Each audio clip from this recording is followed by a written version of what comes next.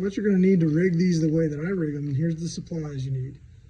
You need a size number 6 and a size number 8 panhead sheet metal screws. You're going to need some 3/8 clear shrink wrap. I ordered this online. It's very inexpensive. You can get it on Amazon. But clear 6-inch. Okay, I like the clear. You can use black. You can use pretty much any color you want, but clear allows for the bait to show through. Gonna need a pair of scissors so that you can cut things.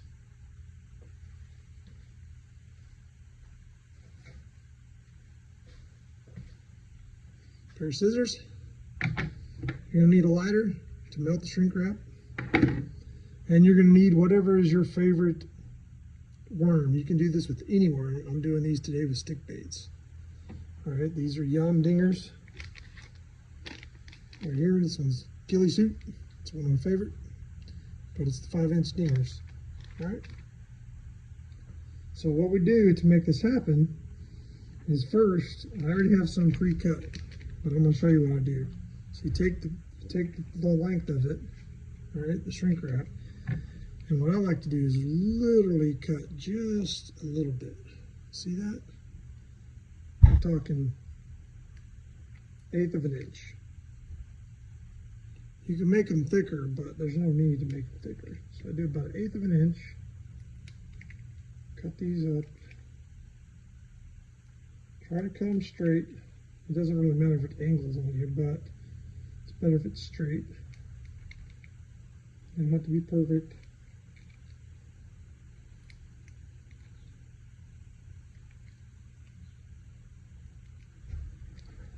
You can get a lot of these out of one tube. I've had this tube for a while, and I'm still using them. And I haven't even really gotten in too deep with it, because these go a long way when you're doing them like this.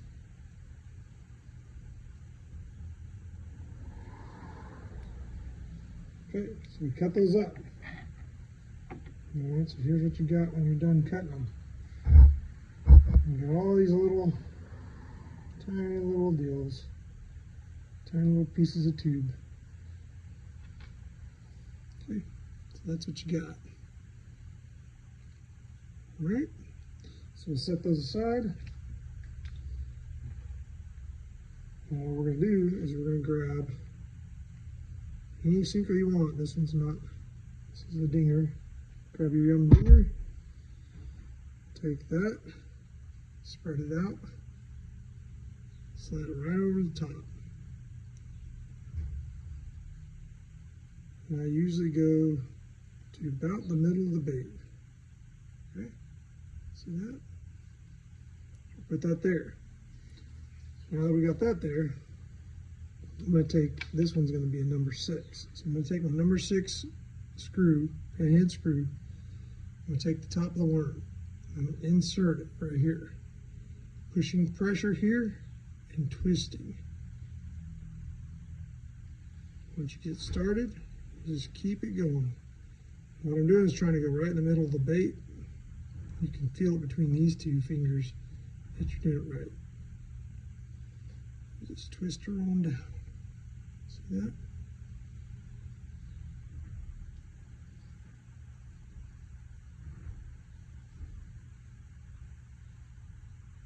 Twist it right till it goes flush with the worm. That one's a little torn, but it's still going to work just fine. Okay.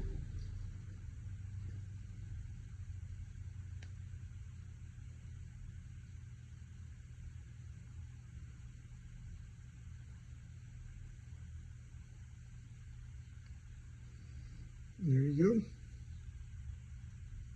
It's in the head of the worm. Now what I do is I lay it like this, and I take my fire, and I'm just going to touch it to it until it shrinks that down. You're not burning the worm, you're not burning anything. Can't hurt it.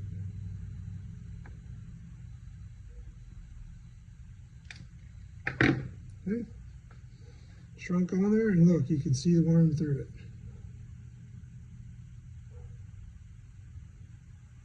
Now what I'm going to do is I'm going to take my hook. This happens to be a #1 Eagle Claw drop shot hook. It's one I like to use. And for the Neko rig, I like to go opposite of that hook slot. So I'll come over to the back side, and I'm going to go right through here, barely underneath there,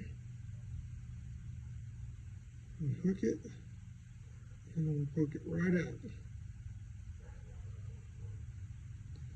And there's your completed Neko rig.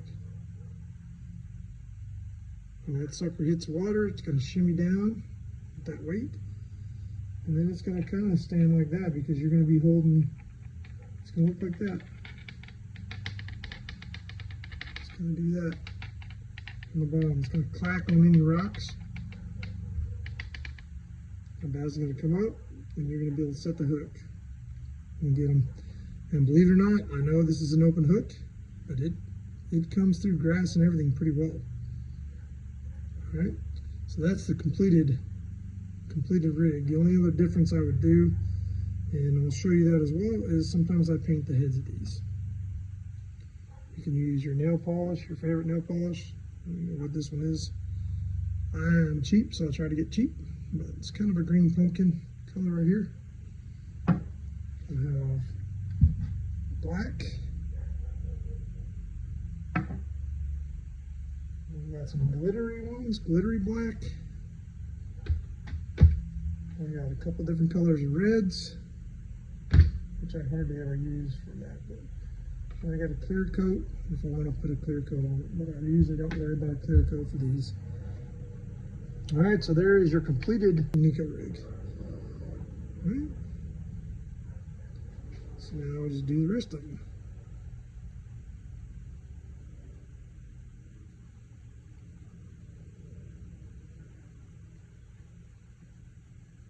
We'll go over the #8 since we have a #8 out.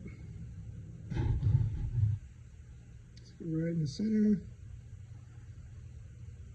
Applying pressure.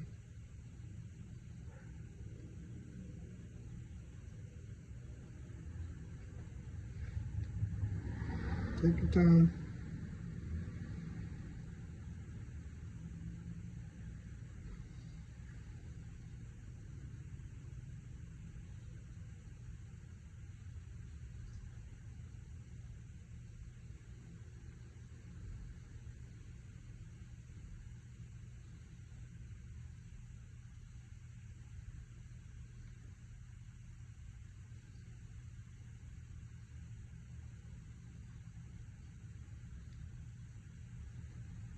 All the way to the other one.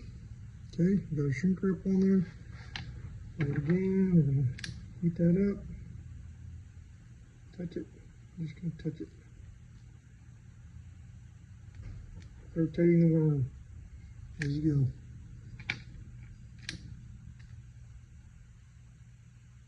go. Rotating the worm. There you go.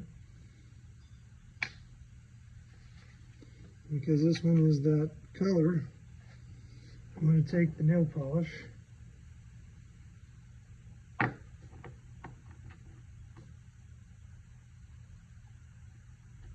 does not take a whole lot to do this.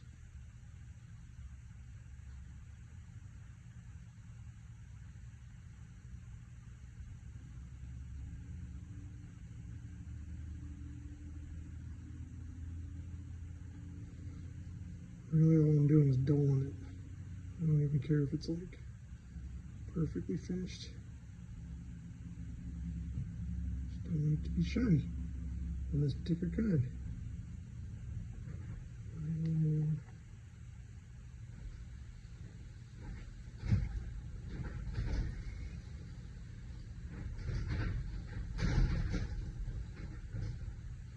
You're wondering why I'm so good with nail polish. I have 2 daughters. Bam. Let that dry. Okay, there you go. So we'll just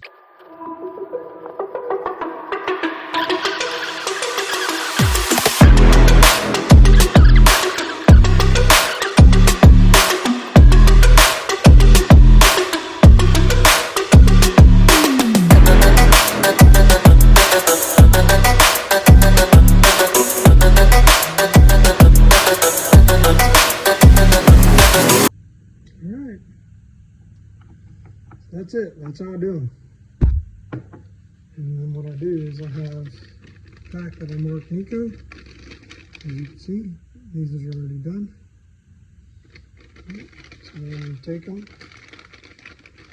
and I'm going to put the colors in here. And I usually take the hooks out of them. I just wanted to show you, because if you rig up a spinning reel with a Wacky rig, you can do a Neko rig without changing any hooks. And I can change any color I want. So I just took that one off.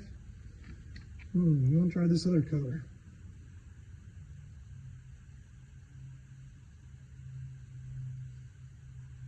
Now I'm fishing that one.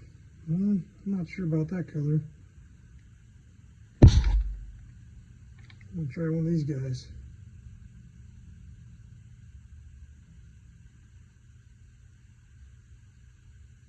That's simple to change out colors. You just take the worm hook out. And it can be reused a lot. Now for the Wacky rig. So the Wacky rig is the same concept, okay? The only difference is no Neko weight in the end. So there's no weight in there. But other than that, you got the O-ring the same. Now I like to always put the slot down. The way I rig my Wacky rigs, it's very important. And I learned this lesson the hard way. But you just need just a little bit of that plastic. Go through there like that. Yes, I am hooked into the worm, okay, but not by a lot. Your worms won't tear, you won't have any problems, and you'll get good hook sets. So, I also rig up a lot of Wacky rigs because I can always add the weights and make them a Neko. That's it. There's the difference. This is the Wacky rig, alright, and this is the Neko. See, one hook has the hook like this, barely into the plastic.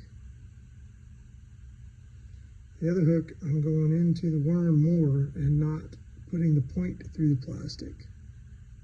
Okay, this one will sit like that. This one will float like this.